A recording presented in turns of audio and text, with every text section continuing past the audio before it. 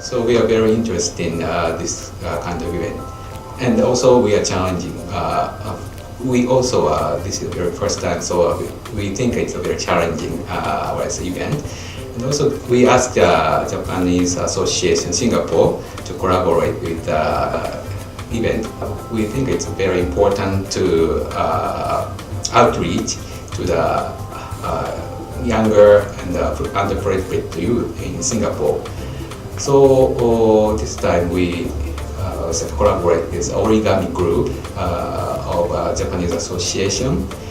We invite them to show how to hold origami. It's a very origami is one of the very popular, what the traditional or what we say art form.